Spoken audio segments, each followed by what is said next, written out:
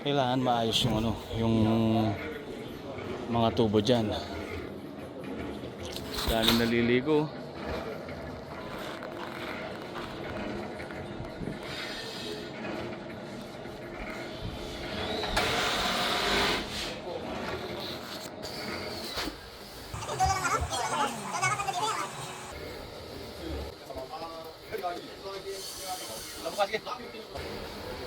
Madami ko sir eh.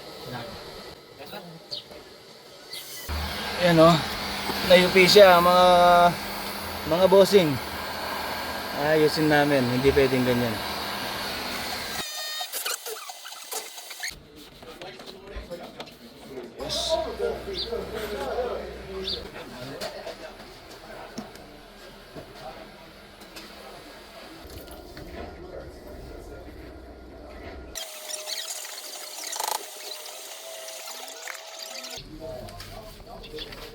Two hours later.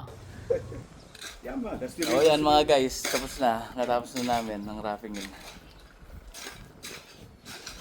I-rate nyo yung raffingin namin sa tubo. Nakatago yan ha.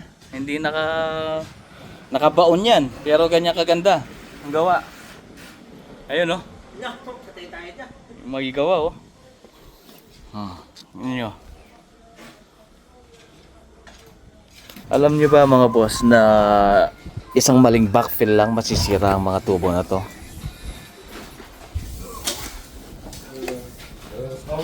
Kaya ang ginagawa namin, nilalagyan namin ng mga bato yan sa ilalim. Yung para hawakan niya yung mga pipe na to. Para hindi siya lumubog na ganyan, no? Kasi pag natabunan ng backfill yan, natabunan na yan, may tendency na maputol to. Kaya ang isang minutong pag-check ng mga tubo, malaking ano yan, malaking tulong yan. Unang-una, iwas back jab. Tapos yun nga, hindi ka mahihirapan maglusot ng mga pull string dyan o mga snake or something like that. Kaya dapat bago tabunan yan, i-check natin lahat na maayos. Okay?